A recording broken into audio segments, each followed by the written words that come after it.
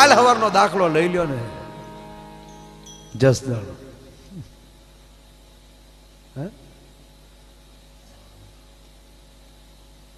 કેવી તાકાત, કેવી દાતારી.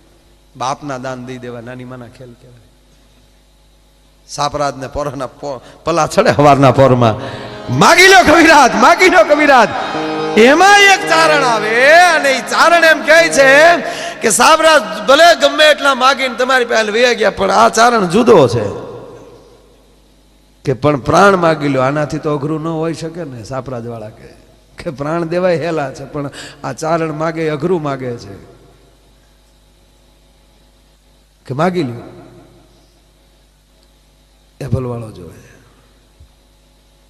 બાપની માંગણી કરી તેથી બાપે દાઢી ઉપર હાથ નાખીને સાપરાજ સામે માથું હલાવ્યું કે બોલ્યું બદલાય નહીં બેટા. આ પડી કવિરાજ કહુંબા પી લ્યો ને કાંઈ વાંધો નહીં.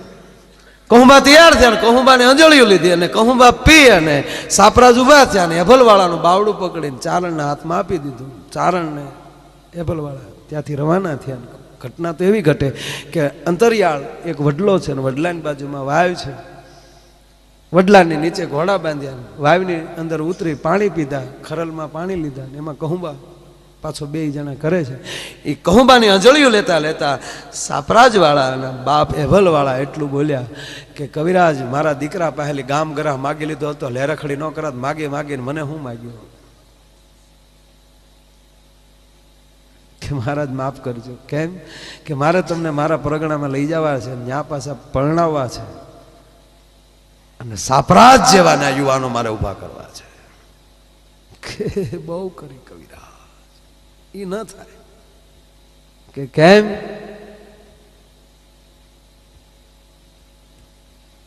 કે કવિરાજ ન બને આવું કે પણ એનું કારણ કે એનું કારણ એટલું કે હોળીનો તહેવાર હતો, બધા હોળી રમતા હતા, હું પણ યુવાન હતો. સાપરાજ 6 મહિનાના હતા અને ઘોડિયામાં હતા અને હું બરોબર ઓરડે ગયો અને મેં તે હાથમાં અંજળી લીધી રંગની ને અંજળીનો ઘા કરવા ગયો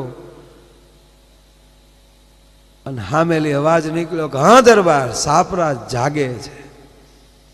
પણ આયા અંજળીનું છૂટવું, હામેલી શબ્દનું છૂટવું, પણ તા તો આચકલાઈ થઈ ગઈ. એ 6 મહિનાનો સાપરાજ આ માવતરની મશ્કરી ન જોઈ શક્યો અને ઘોડિયામાં ઊંધો થઈ ગયો અને સાપરાજના માં જોઈ ગયા કે હાય હાય 6 મહિનાના છોકરા અમારે અદબું રાખે અને આ છોકરા મોટા થાય પછી આને મોઢા હું દેખાડવા. એ જીભ કરડીને મરી ગયા હતા. આવી બાઈ મળશે અહીંયા કે એ ન મળે ત્યાં તો સાપરાજ ન મળે. હાલી હું નીકળ્યા ધરાવીને ધાનને નીપજે અને કુડવીને માળું ન હોય, જેસલ જખરા નીપજે જેની માં ઓથલ પદમણી હોય. તમે કેટલી ઉંમરના છો એ મહત્વની વાત નથી, કેવા છો એ મહત્વની વાત છે. ઉંમર ઉંમર ઉંમર કઈ લેના દેના નહીં. ઉંમર શું લેના દેના? ભક્તિને શક્તિને સમજણને ઉંમર કઈ લેના દેના નહીં. ભક્તિને ઉંમર લેના નહીં કાંઈ. બાકી તમે હિમાલયમાં વહી જાઓ, તપ કરો, ભગવાન મળે, રામ રામ કરો. અમે વિયાવ્યા ન્યાલી ટપ દઈને પાછા માનસરોવરમાં ના લ્યો લાગ્યો કઈ ફેરફાર તમને? કઈ નદી એવી છે કે એમાં હું નાયો? ફેરફાર તો હોય ને તો જ તમને હવાઈને આવતી હોય ને. હાવ ગાંડા કાઢું તો સાંભળો છો એનો તો આપણે કઈ હાવ એમણામ થોડા સહી યાર. પણ એ કેવી રીતે જો ભક્તિને ઉંમર હારે લેના દેના હોત તો 5 વર્ષના પ્રહલાદને ધ્રુવને ભગવાન ન મળ્યો. 5 વર્ષના હતા ને મળી ગયું. હે બગડો કામળિયો બગડાણા બેઠો બેઠો ગંગાને લાવતો હોય. ભગીરથ રાજાએ ખોટું બળ કર્યું, રામ રામ કરવા મળ્યો તો 6 મહિને મળે. ભક્તિમાં ગળી ગયો. આ તો સંશોધનમાં સોટી પીડ્યા.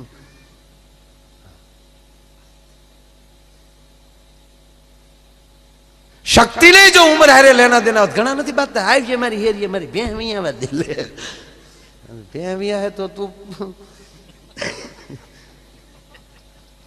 પારું ઊસું કરીએ કેવો સોની ખોટો કબૂલ કરે. ત્રણ કોથળી પી ગયો. કોઈ પીતા હોય એનો મારે વિરોધ નથી હો ભાઈ, પણ એક કહું તમને કે આવા હજી તમારે થોડાક દી પીવું હોય તો પીજો. કોઈ પીતા લગભગ તો આ બધું નથી જવું, બહુ વ્યસનનું બહુ ઓછું છે, પણ હજી થોડાક સમય આપું છું, પીવું હોય તો પી લે. પણ આ પ્રતિષ્ઠા થાય અને આ પ્રતિષ્ઠાનો પ્રસાદ જેના પેટમાં વયા જાય ને એ કોઠો અભડાવતાની મહેરબાની કરીને પછી જોઈ લેજો જીવન જીવવાની કેવી લહેર આવે. આપણે ત્યાં સુધીનો મોકો આપીએ, ત્યાં સુધી ટ્રેનિંગ ભલે લઈ લે, કેટલા દી ચાલે. જોકે કીધું જ નથી કોઈ. અને વડીલો તો ભાઈ એ આખું જીવાય નોખી વસ્તુ છે. આ યુવાનોને ખાસ કહું છું, વડીલોનું તો આખું માનપાન. સાહેબ મને યાદ છે આપણા એવા મહેમાન આવ્યા હોય અને ગમે એવું બોલતા હોય કદાચ તો આપણે એમ કહેતા કે ખબરદાર આ બાજુ કોઈ બૈરા વાલ્યા છો તો આપણા મહેમાન આવ્યા. એ અદબ હવે નહીં જાળવે કોઈ, એટલે કહેવાનો મતલબ. અને એ અમુક લાયકાત વાળી વ્યક્તિ જ, અને એ માફો હતો. ફલાણા ભાઈ પીધા એ એક માફો હતો સાહેબ. આ સત્ય કહું, મેં જોયેલું છે. સમય એ વ્યક્તિ કે ફલાણા ભાઈ બજારમાં નીકળે તો કેળા થઈ જતા કે ફલાણા ભાઈ ફલાણા ગામના મહેમાન છે આપણા. ઓરડા ખાલી થઈ જતો કે ત્યાં કોઈ ન આવતા, અહીંયા મહેમાન હોતા છે. એટલે કોઈ યુવાનોને ખાસ વિનંતી કરું કે હવે અહીંયા કાંઈ, અને હવે મળે છે એ ખાતરનો મળે છે, એમાં કાંઈ છે નહીં. પહેલાં તો સાહેબ એ ખજૂર હેડ્યો હોય 6 મહિના, એ તો આખી વસ્તુ જુદી છે યાર. એમાં જાયફળ ને એ તમને કહો, અરે આમ આંગળીએ દિવાળી કરતા ભડકની થઈ જાય. આપણને ખબર જ હોય ને, આપણે ક્યાં વાણિયા દીકરા. ભલે મેં મારી જિંદગીમાં પીધું નથી પણ આખી રીત મને આવડે છે. સાધુ દીકરાને ભજનની રીતુ ન આવડતી હોય અને અમને આ રીતુ ન આવડે, કેવી વાતું કરો છો.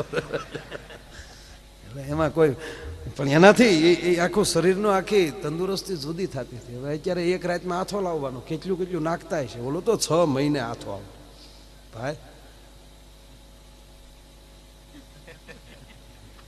તને શું ખબર હોય ત્યાં એ લેરખડી લીધી નથી એની.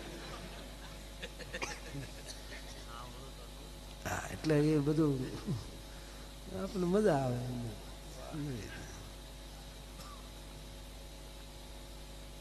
મુંબઈમાં કોઈ પાસે ટાઈમ નથી. મુંબઈ જે મિત્રો છે ને ખબર છે, મુંબઈમાં કોઈ પાસે ટાઈમ નહીં ભાઈ. અને કે હોલો હોલ મુંબઈ ફર્યું આખું, રોડ ઉપર એટલા મકાનો એટલા. 5 વર્ષ પછી બધું હલો હલી હમણાં રહે, કોઈ હલી નહીં.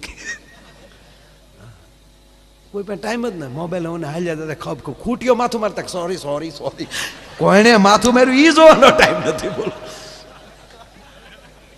અને આપણે સાઈન કોણિયું કાઢીને આગળ આટા મારી કારે ટાઈમ પાસ થાય ઘડી. બોલો ને કોણ બાજુ એ જોવાનો ટાઈમ નથી બોલો.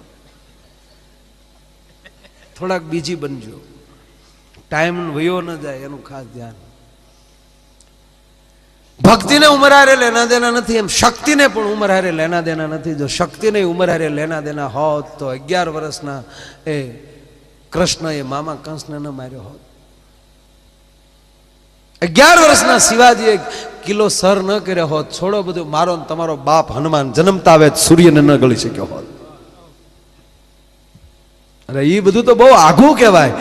પણ કાલ સવારનો તમને એ વાવડીનો દાખલો લઈ ગયો રામવાળાનો. કેટલી ઉંમર,